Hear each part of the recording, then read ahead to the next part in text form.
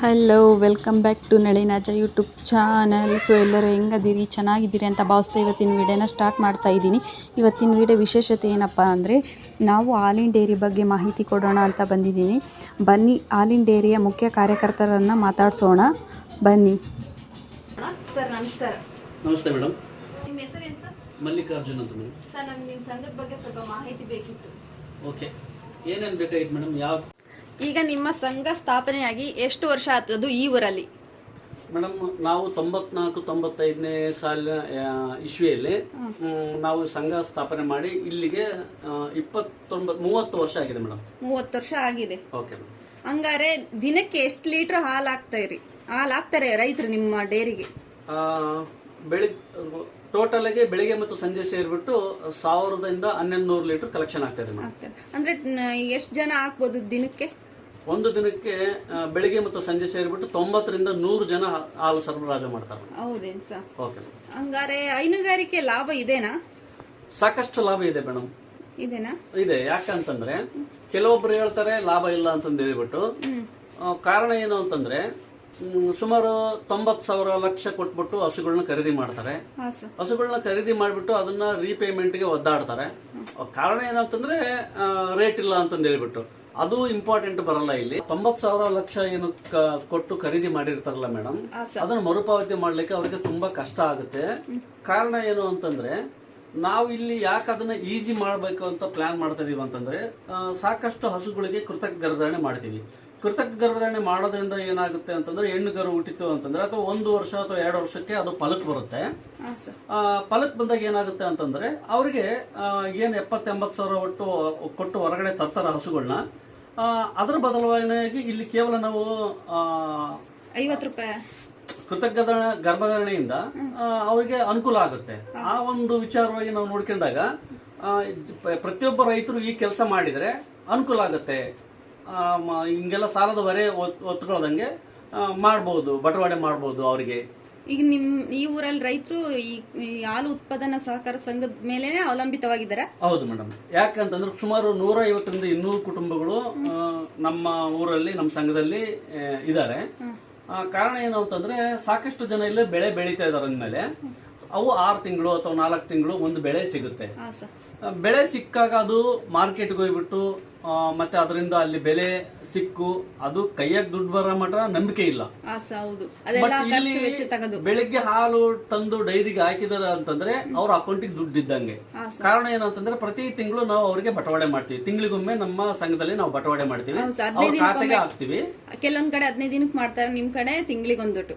ಹೌದು ಮೇಡಮ್. ಸಾಕಷ್ಟು ರೈತರು ಯಾಕಂತಂದ್ರೆ ಇಲ್ಲಿ ಫೀಡು ಮತ್ತೆ ಖನಿಜ ಮಿಶ್ರಣ ಅವನ್ನೆಲ್ಲ ತಗೊಂಡು ಹೋಗಿರ್ತಾರಲ್ಲ, ನಮಗೆ ಇವನ್ನೆಲ್ಲ ಕಟ್ ಮಾಡಿಬಿಟ್ಟು 15 ಡೇಸ್ಗೊಮ್ಮೆ ಸರಿ ಹೋಗಲ್ಲ, ತಿಂಗಳಿಗೊಮ್ಮೆ ಮಾಡಿ ಅಂತ ಹೇಳ್ಬಿಟ್ಟು ಸಾಕಷ್ಟು ರೈತರು ಕೇಳಿದಾಗ ನಾವು ಅದಕ್ಕೆಲ್ಲ ಒಪ್ಪತ್ಕೊಂಡು ಪ್ರತಿ ತಿಂಗಳು ಅವ್ರ ಖಾತೆಗೆ ನಾವೆಲ್ಲ ಕಟ್ ಮಾಡ್ಕೊಂಡು ಅವ್ರ ಖಾತೆಗೆ ಜಮಾ ಮಾಡಿಸ್ತೀವಿ ಮೇಡಮ್ ಪ್ರತಿ ತಿಂಗಳು. ಹೌದೇನ್ ಸರ್? Okay madam. ಹಂಗಾರೆ ನೀವು ಫ್ಯಾಟ್ ಆಧಾರದ ಮೇಲೆ ರೈತರಿಗೆ ಪೇಮೆಂಟ್ ಮಾಡ್ತೀರಾ?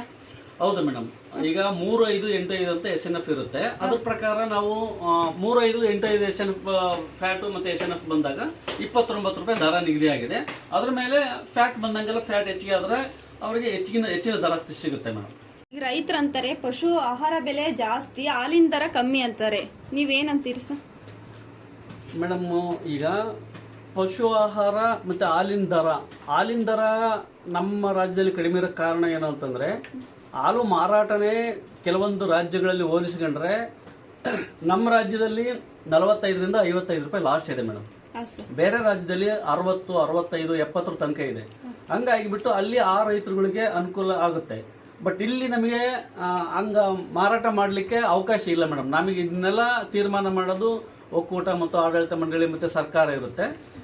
ಬಟ್ ಹೈನುಗಾರಿಕೆಯಿಂದ 29 ರೂಪಾಯಿ ಈಗಿನ ಪ್ರಸ್ತುತ ದರ ಇದೆ, ಪ್ಲಸ್ ಸರ್ಕಾರದ 5 ರೂಪಾಯಿ ಇದೆ. ಟೋಟಲ್ ಆಗಿ ಹಸು ಹಾಲಿಗೆ 34 ರೂಪಾಯಿ ಬೀಳುತ್ತೆ ಮೇಡಮ್. ಈಗ ಪ್ರೆಸೆಂಟ್ ರೇಟ್ 29 ರೂಪಾಯಿ ಇದೆ. 5 ರೂಪಾಯಿ ಅಂದ್ರೆ ಅನುದಾನದ್ದು, ಸರ್ಕಾರದ ಪ್ರೋತ್ಸಾಹನ 5 ರೂಪಾಯಿ ಇದೆ ಮೇಡಮ್. 5 ರೂಪಾಯಿ. ಈಗ ಹಸುಗಳಿಗೆ ಅಥವಾ ಜ್ವರ ಅಥವಾ ಏನಾದ್ರೂ ಆಯ್ತು ಅಂದ್ರೆ, ಕೆಚ್ಚಲು ಬಾವು ಬಂತಂದ್ರೆ ಈಗ ಏನ್ ಮಾಡ್ತೀರಿ ನೀವು? ಮೇಡಮ್, ಅದಕ್ಕೆಲ್ಲ ನಮ್ಮ KMF ಡಾಕ್ಟರ್ಗಳು ಇರ್ತಾರೆ. ಅವ್ರಿಗೆ ನಾವು ಒಂದು ಫೋನ್ ಮಾಡಿ ಹೇಳ್ತೀವಿ, ಹಿಂಗೆ ನಮ್ಮಲ್ಲಿ ಎಮರ್ಜೆನ್ಸಿ ಇದೆ, ಸ್ವಲ್ಪ ಬರ್ಬೇಕು ಸರ್ ಇವತ್ತು ಅಂತಂದು ಹೇಳ್ಬಿಟ್ಟು ಅವರು ಬಂದು ಇಲ್ಲಿ ಎಲ್ಲ ಚಿಕಿತ್ಸೆ ಕೊಟ್ಟು ಹೋಗ್ತಾರೆ ಮೇಡಮ್. ಅವರು ನೀವು ಎಷ್ಟೊತ್ತಿಗೆ ಕಾಲ್ ಮಾಡಿದ್ರು ಅಷ್ಟೊತ್ತಿಗೆ ಬರ್ತಾರಾ? ಬರ್ತಾರೆ ಮೇಡಮ್. ಯಾಕಂದ್ರೆ ಇಡೀ ತಾಲೂಕು ಇದ್ದೇ ಒಬ್ಬರೇ ಡಾಕ್ಟರ್ ಇರೋದ್ರಿಂದ ಮತ್ತೆ ಅಡ್ವಾನ್ಸ್ ಆಗಿ ನಾವು ಆರಾಮಿಲ್ಲ ಅಂತಂದ್ರೆ ರಾತ್ರಿ ಫೋನ್ ಮಾಡಿ ಹೇಳಿದ್ರೆ ಬೆಳಿಗ್ಗೆ ಬರ್ತಾರೆ ಮೇಡಮ್. ನಾವೊಂದು ಕೇಳ್ಪಟ್ಟು ಈ ತಾಲೂಕಲ್ಲಿ ಜಾಸ್ತಿ ಹಾಲು ಹಾಕೋದು ನಿಮ್ಮ ಸಂಘದಿಂದ ಅಂತ, ಹೌದಾ?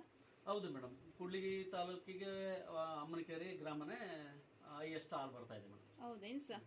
ಹಾಗಾದ್ರೆ ನಿಮ್ಗೇನು ಅವಾರ್ಡ್ ಗಿವಾರ್ಡ್ ಬಂದಿಲ್ವಾ ನಿಮ್ಮ ಊರಿಗೆ? ಮೊದಲೆಲ್ಲ ಪ್ರತಿ ವರ್ಷ ಬರ್ತಾ ಇದೆ ಮೇಡಮ್, ಯಾವಾಗಲೂ ಬರ್ತಾ ಇದೆ. ಈಗ ಜಿಲ್ಲಾ ಲೆವೆಲಿಗೆ ಮಾಡಿದ್ದಾರೆ, ಅದನ್ನ ಗೊತ್ತಿಲ್ಲ ಮೇಡಮ್, ಅದ್ರ ಬಗ್ಗೆ ನಮಗೆ ಸರಿಯಾದ ಮಾಹಿತಿ ಗೊತ್ತಿಲ್ಲ. ಬಟ್ ನಾವಂತೂ ತಾಲೂಕ್ ಲೆವೆಲಲ್ಲಿ ಪ್ರೈಸ್ ತಗೊಂಡಿದ್ದೀವಿ ಮೇಡಮ್. ಪ್ರತಿ ವರ್ಷ ಕೊಡ್ತಾರೆ.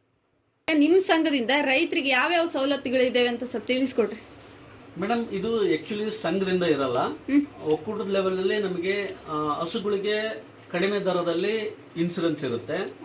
ಮತ್ತೆ ಅವಕ್ಕೆ ಕಡಿಮೆ ದರದಲ್ಲಿ ಹುಲ್ ಕಟ್ ಮಾಡೋ ಮಿಷಿನು, ಮತ್ತೆ ಕಾಲು ಮಲಿಕಂಡ್ಲಿಕ್ಕೆ ಮ್ಯಾಟ್ ಅಂತ ಬರ್ತವೆ, ಮತ್ತೆ ಮಿಲ್ಕಿಂಗ್ ಮಿಷಿನ್, ಹಾಲು ಕರೆಯೋ ಮಿಷಿನ್ ಬರ್ತವೆ. ಇವೆಲ್ಲ ಸಬ್ಸಿಡಿ ದರದಲ್ಲಿ ಅಂದ್ರೆ ಆಫ್ ರೇಟ್ ಅಲ್ಲಿ ಇವೆಲ್ಲ ನಾವು ಅವರಿಗೆ ರೈತರಿಗೆ ಕೊಡ್ತೀವಿ ಮೇಡಮ್. ಕೊಡ್ತೀರಿ?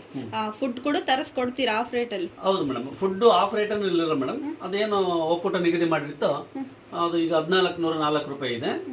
ಯಾವ್ಯಾವ ತರದ ಫುಡ್ ತರಿಸ್ತೀರಿ? ಈಗ ಒಂದು ಬೈಪಾಸ್ ಅಂತ ಬರುತ್ತೆ ಮೇಡಮ್, ಅದರಿಂದ ಕೊಡ್ತಾ ಇದೀವಿ ಈಗ ಇದ್ರದ್ದು. ನಾವು ಹೊರಗಡೆ ಮತ್ತೆ ರೈತರು ಏನಾದ್ರು ಕೇಳಿದಾಗ ಇಲ್ಲ ನಮಗೆ ಕಾಟನ್ ಫೀಡ್ ಬೇಕು ಈ ಟೈಪ್ ಅಂತ ಕೇಳಿದಾಗ ನಾವು ಸಪರೇಟ್ ಆಗಿ ತರಿಸಿಕೊಡ್ತೀವಿ ಮೇಡಮ್. ಒಕ್ಕೂಟದಿಂದ ಬರ್ತಕ್ಕಂಥದ್ದು ನಂದಿನಿ ಬೈಪಾಸ್ ಅಂತ ಬರುತ್ತೆ, ಅದನ್ನ ತರಿಸಿ ಕೊಡ್ತೀವಿ. ಮತ್ತೆ ಅದ್ರ ಜೊತೆಗೆ ಖನಿಜ ಮಿಶ್ರಣ ಅಂತ ಬರುತ್ತೆ, ಅದನ್ನು ಕೊಡ್ತೀವಿ.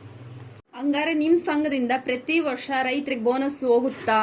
ಹೌದು ಮೇಡಮ್. ಪ್ರತಿ ವರ್ಷ ನಾವು ಏನ್ ಮಾಡ್ತೀವಿ ಅಂತಂದ್ರೆ ಸೆಪ್ಟೆಂಬರ್ ತಿಂಗಳಲ್ಲಿ ಒಂದು ಎಲ್ಲ ಸಾಮಾನ್ಯ ಸಭೆ ಅಂತ ಕರೆದ್ಬಿಟ್ಟು ಆ ಸಭೆ ಒಳಗೆ ಒಂದು ವರ್ಷದ್ದು ಜಮಾ ಖರ್ಚು ಅಂತ ಎಲ್ಲ ಓದಿಬಿಟ್ಟು ಎಷ್ಟು ಉಳಿತು, ಎಷ್ಟು ಲಾಭ ಆಯ್ತು, ಎಷ್ಟು ನಷ್ಟ ಆಯ್ತು ಅಂತ ಹೇಳಿಬಿಟ್ಟು ಆ ಬಂದಿರತಕ್ಕಂಥ ಲಾಭಾಂಶದಲ್ಲಿ ರೈತರಿಗೆ ನಾವು ಬೋನಸ್ ವಿತರಣೆ ಮಾಡ್ತೀವಿ ಮೇಡಮ್. ಅಂದ್ರೆ ಎಲ್ಲ ರೈತರ ಜೊತೆ ಕುತ್ಕೊಂಡು ಮಾತಾಡಿ ಬೋನಸ್ ನ ವಿತರಣೆ ಮಾಡ್ತೀರಿ? ಹೌದು ಮೇಡಮ್, ಹೌದು. ಸರ್, ನಿಮ್ ಡೈರಿ ಬಗ್ಗೆ ಮಾಹಿತಿ ಕೊಟ್ಟಿದ್ದಕ್ಕೆ ತುಂಬಾ ಧನ್ಯವಾದಗಳು ಸರ್. ಥ್ಯಾಂಕ್ ಯು ಮೇಡಮ್, ನಮಸ್ಕಾರ.